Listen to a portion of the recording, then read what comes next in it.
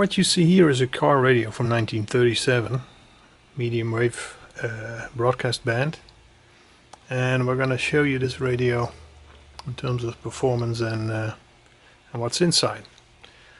I basically restored this radio. It didn't work anymore. I had to replace a whole bunch of caps and a bad tube and clean it up, but I'll show you that later.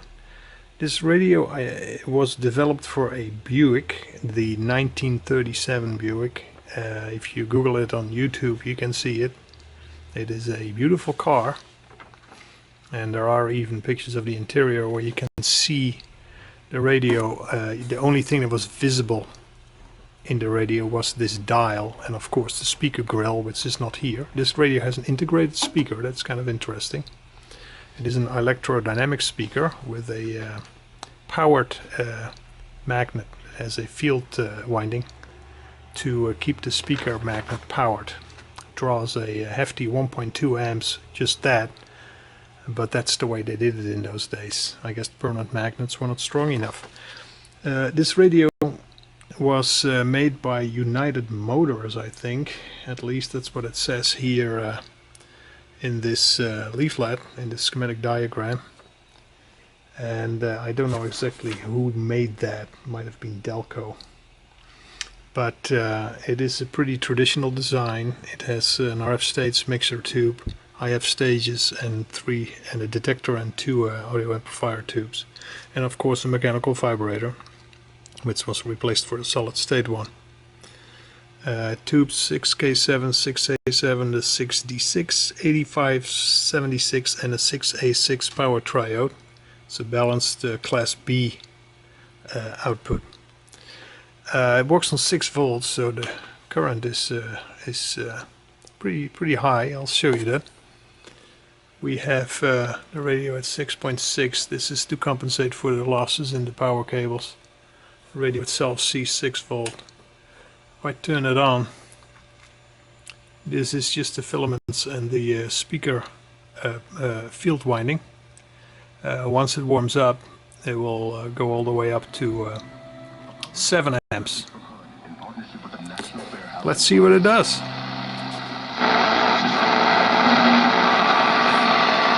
Hang on, the antenna. I had to find a good grind spot for the antenna. You and your clients alone. Now I have to tune fairly quickly, otherwise YouTube is gonna block the video for copyright reasons, because it has this music detector. It's kind of annoying. Times. Visit common in a way that would separate.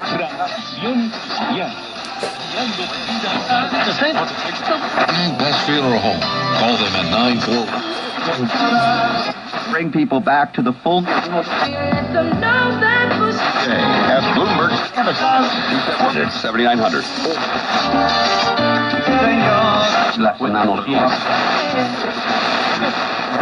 Your dentures hold strong all day. Excuse me. Only C-bond has gradual.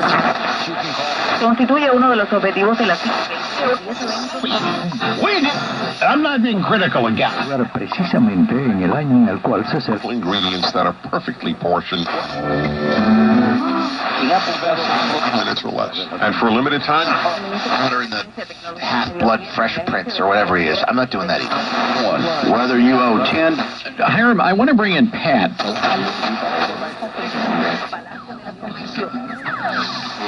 varios libros a la serán entregados este martes en La Habana en 5 ensayos. Tengo unos cuantos libros en proceso de editorial. Ahora mismo acaba de salir un libro de cuentos por ahí. Just a great place to raise your family, raise your kids, and we love it. Loved the Soviets.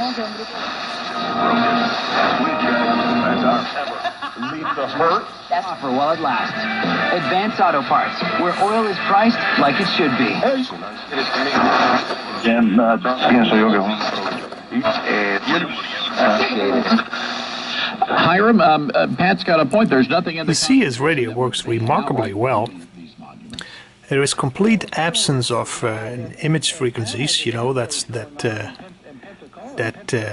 heterodynes that you hear when you tune over the dial with a bad radio. And this radio does not have that at all, which means that the front end tuning is pretty good. You know, despite the low IF frequency of 260 kilohertz, it does not suffer at all from that.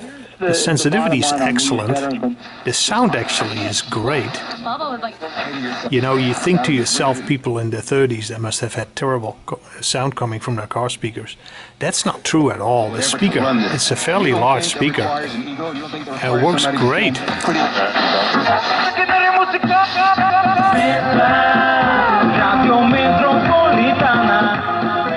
This is really unbelievably good radio.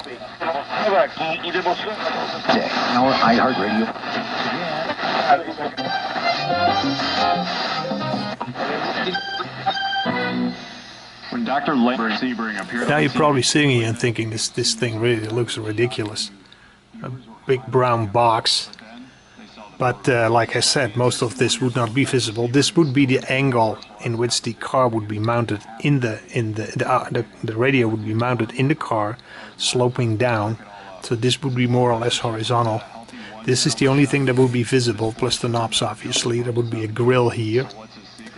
And the radio, although the paint is not great anymore, has no corrosion whatsoever. And if you would repaint this, spray this with this brown wrinkle varnish, which you can still get, it's that same varnish that they used to use for toolboxes. If you would do that, this thing would practically look like new again. It has the ability to have a second speaker there. This is not used right now, so you need a jumper. This is the antenna plug. I didn't have that, but thank God it had a fuse holder, which had the same bayonet fit. So I was able to use the fuse holder to make an antenna connector. And the fuse holder that's used now is just it's just one that we bought from the web. You know, fuse is a good idea. Obviously, you should not use these radios without a fuse, especially given the relatively high current that we have. But I thought it was just pretty amazing. A machine that's 80 years old that's doing so well. It is a good design. It really is. And like I said, it does much better than my other vintage Philips from 1953. my company last year, the only thing that's a bit weird is it doesn't seem to cover the ends of the medium wave. It might be that the medium wave was expanded a bit as time progressed, because this radio does not pick the highest frequencies and the lowest. You can hear that here. You see, this is the lowest. Radio even has good sensitivity at the lower side of the band, which is usually a problem spot for older radios. You see, there is a total absence of heterodynes. My physical goal. Going to get better. That's what this the is very election cycle is all about. Do we let the very interesting radio. Like I said, it looks ridiculous, but that's not what it's about. The brown is not rust. This is paint. This the whole metal case was actually copper plated before it was painted, which is the reason why there is no rust. So despite it looks, it works very well. Let's have a look at the inside, then you will be even more impressed. Found a picture on the web for the interior of the Buick 1937, and it actually shows you the radio. You can see the dial in the middle of the console, and above it is the speaker grill. Left and right you can see how the original knobs looked. The knobs also have a second portion. One is for the sensitivity switch on the left, the right is for high and low tone. But those obviously are going to be hard to find. But that is the way the radio was mounted inside the 1937 Buick. You know, fancy systems aren't built to last forever, especially. I won't let it sit on music too long, because then YouTube will block it again for copyright reasons. Anyway, let's have a look at the inside. Now what you see here is the is after the repair, so a lot of the capacitors have been replaced. What you see here is everything that was replaced. Capacitors up to the vibrator. So that was done already here. You see new 10 microfarad capacitors, new resistor that was replaced. These are new. These are new. There is capacitors under here. And these capacitors in these cans, I just emptied out what was in there and put a new one in there to leave the original look as much as possible. This is not finished yet. I had to put in 250 volts caps. That is not enough. That needs 270. I ordered those. It's going to take a while, but I basically loosened the buffer capacitor that's on the chassis, and we'll replace it with two newer ones. These 250 actually works pretty well, despite the fact that they get 270. But I guess the Chinese make goose capacitors for the long term. That's obviously not a good solution. The only real mod that I had to do to the radio was really this protector diode. This is just a crowbar diode across the input. If somebody makes a reverse polarity mistake, then the fuse will blow, and that is basically to protect the solid state vibrator. It's a very good product, but it does not handle reverse polarity too well. As you can see, I have such a vibrator here. This is the product, solid state, and it replaces this here. I build it into the original can to leave the looks as much as possible. I'll show you that in a minute. Now, when you modify, when you repair a radio like this, it's a good method to do these kind of solder joints. I don't know if you can see it. And there's another one here. There's one here. That is the way you do your solder jobs in radios like these. And this way, when somebody opens up this radio 80 years from now, they will think this guy really knew what he was doing. All right, let's look at the top side of the radio. Here you see the top side of the radio. Actually, it is the bottom side if you really strictly look at it.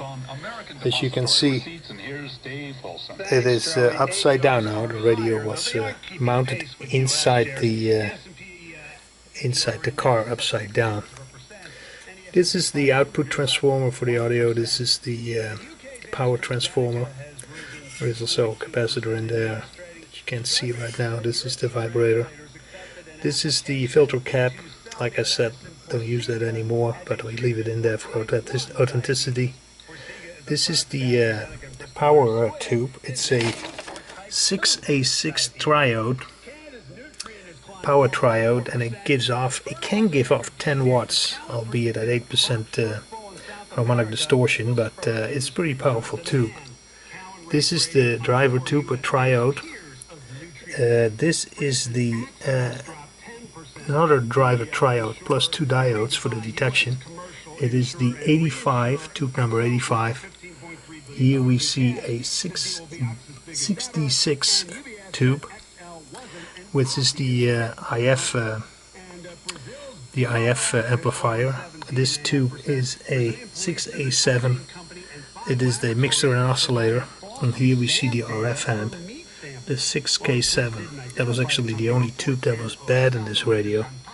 Had to replace it, and it now has good sensitivity. As you see, it has three sections for the variable capacitor for the tuning circuit, and that is because we have an RF amp, so that requires an additional section. This radio actually does remarkable well in terms of image rejection, and also selectivity. Selectivity is good with only 2 IF transformers because it has a very low IF frequency of 260 kilohertz, which helps to contribute selectivity. Problem is, of course, that you then need better selectivity on the front end to reject the image frequencies, and that's why the extra RF stage helps there, because you end up with an extra tuned section there, which gives this radio good image rejection. Actually, this radio was much better in that respect than my 1950s car radio. I don't know if you saw the video for that radio I showed a while ago. It is a Philips radio from 1953, and that radio, although 15 years younger, is not as good in terms of its RF performance as this 1947 car radio, American-made car radio. It's an exceptionally well done design. I was very impressed by the performance, as you undoubtedly have seen when I showed you the receive capabilities. Just wanted to show you quickly the vibrator. Now this vibrator here, we already built the solid state board in there. As you see, the original lugs have been kept alive. This is what's in there now. This is what came out of there. Burned up synchronous vibrator.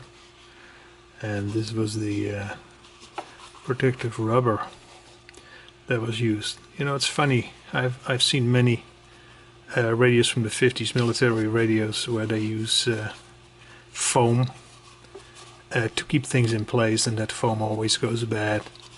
This is 80 years old. This comes out of this vibrator from 1937, 38, and this rubber is still in remarkable good shape.